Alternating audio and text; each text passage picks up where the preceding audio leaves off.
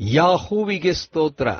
ಯೆಹೋವನು ಒಳ್ಳೆಯವನು, ಆತನ ನಾಮವನ್ನು ಕೊಂಡಾಡಿರಿ, ಅದು ಮನೋಹರವಾಗಿದೆ. ಶುಕ್ರವಾರ 10 ಮೇ 2024 ಇಸ್ವಿ. ಈ ದಿನದ ವಾಕ್ಯ ಧ್ಯಾನಕ್ಕಾಗಿ ನಾನು ಆರಿಸಿಕೊಂಡಿರುವಂಥ ವೇದ ಭಾಗವು ಶ್ರೀ ಮಾರ್ಕನು ಬರೆದ ಸುವಾರ್ತೆ 4ನೇ ಅಧ್ಯಾಯದ 38ನೇ ವಚನ. ಯೇಸುವು ದೋಣಿಯ ಹಿಂಭಾಗದಲ್ಲಿ ತಲೆಗಿಂಬನ್ನು ಹೊರಗೆ ನಿದ್ದೆ ಮಾಡುತ್ತಿದ್ದನು. ಅವರು ಆತನನ್ನು ಎಬ್ಬಿಸಿ, ಗುರುವೇ, ನಾವು ಮುಳುಗಿ ಹೋಗುವುದರಲ್ಲಿ ನಿನಗೆ ಚಿಂತೆ ಇಲ್ಲವೇ ಎಂದು ಕೇಳಿದರು ಎಂಬುವಂಥದ್ದೇ. ಕರ್ತನಲ್ಲಿ ಪ್ರೀತಿಯುಳ್ಳ ದೇವ ಜನರೇ, ಶುಭೋದಯ. ಯೇಸುವು ಅಂಥ ದೊಡ್ಡ ಬಿರುಗಾಳಿ ಬರುವಾಗಲೂ ಕೂಡ ಮಲಗಿದ್ದನು. ಕರ್ತನಲ್ಲಿ ಪ್ರಿಯರೇ, ಈ ವಾಕ್ಯ ಧ್ಯಾನ ಮಾಡೋಣ. ಈ ದಿನದ ವಾಕ್ಯ ಧ್ಯಾನದ ಶೀರ್ಷಿಕೆ ಬಿರುಗಾಳಿಯಲ್ಲಿ ಮಲಗುವುದು.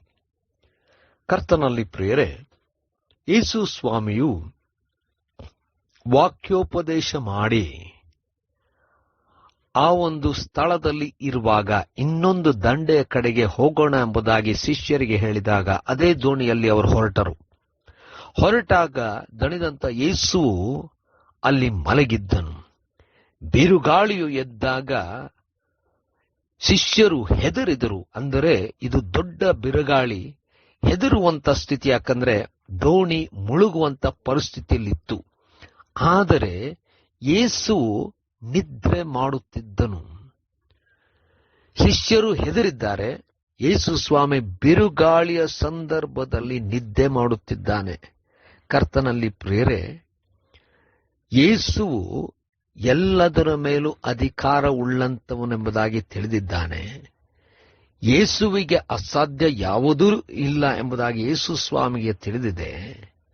ಯೇಸು ಸ್ವಾಮಿಗೆ ತನ್ನ ಜನರಿಗೆ ಆ ಸಂದರ್ಭದಲ್ಲಿ ಯಾವ ಹಾನಿ ಉಂಟಾಗುವುದಿಲ್ಲ ಎಂಬುದಾಗಿ ಕೂಡ ತಿಳಿದಿದೆ. ಯೇಸು ಸ್ವಾಮಿ ಬಿರುಗಾಳಿ ಇದ್ದರೂ ಕೂಡ ನಿದ್ದೆ ಮಾಡುತ್ತಿದ್ದನು. ಕರ್ತನಲ್ಲಿ ಪ್ರಿಯರೇ, ನಾವು ತಿಳ್ಕೊಳ್ಳಬೇಕಾದಂಥ ವಿಚಾರ ಏನಂದ್ರೆ, ಎಂಥ ಬಿರುಗಾಳಿಗಳಿದ್ದರೂ ಕೂಡ ಅದು ಯೇಸುವಿನ ಶಕ್ತಿಯ ಮುಂದೆ ಯಾವ ರೀತಿಯಲ್ಲೂ ಶಕ್ತಿಯುಳ್ಳಂಥದ್ದಲ್ಲ. ಯೇಸುವಿನ ಬಲ, ಶಕ್ತಿ, ಅಧಿಕಾರ ಎಲ್ಲಾ ಸ್ಥಿತಿಗಳಿಗಿಂತಲೂ ಹೆಚ್ಚಿನದೇ, ಉನ್ನತವಾದಂಥದ್ದೇ. ನಾವು ನಮ್ಮ ಜೀವನದಲ್ಲಿ ಸ್ವಲ್ಪ ಅಸಮಾಧಾನವಾದಾಗ ಬಹಳಷ್ಟು ಹೆದರುತ್ತೇವೆ, ಚಿಂತೆ ಮಾಡುತ್ತೇವೆ, ನಿದ್ದೆಗೆಡುತ್ತೇವೆ. ಆದರೆ ಯೇಸುವನ್ನು ನೋಡುವಾಗ ಇಂಥ ಪರಿಸ್ಥಿತಿಯಲ್ಲೂ ನಿದ್ದೆ ಮಾಡುವಂಥವನಾಗಿದ್ದನು. ಅಂದರೆ ನಿಶ್ಚಿಂತೆ ಇಲ್ಲದೆ ಯಾವುದೂ ನಮಗೆ ತಟ್ಟದು ಎಂಬಂಥ ಮನೋಭಾವದಲ್ಲಿ ಇರುವಾಗ ನಿಶ್ಚಿಂತರಾಗುತ್ತೇವೆ. ಯೇಸು ಸ್ವಾಮಿ ಇದರಿಂದ ನಮಗೆ ಕಲಿಸುವಂಥದ್ದೇನೆಂದರೆ, ಎಂಥ ಬಿರುಗಾಳಿ ಇದ್ದರೂ ನಿಶ್ಚಿಂತರಾಗಿರುವಂಥದ್ದು. ಯಾಕಂದ್ರೆ ಯೇಸುವನ್ನು ನಂಬಿದ್ದೇವೆ. ಯೇಸುವಿನ ಅಧಿಕಾರದಲ್ಲಿ ಇವೆಲ್ಲವರು ಆತನಿಗೆ ಅಧೀನವಾಗಿದೆ. ಯೇಸುವಿಗೆ ಎಲ್ಲ ಸರ್ವ ಸೃಷ್ಟಿಯು ಅಧೀನವಾಗಿದೆ. ಯೇಸು ಸರ್ವಶಕ್ತನು. ನಿಶ್ಚಿಂತರಾಗಿರೋಣ.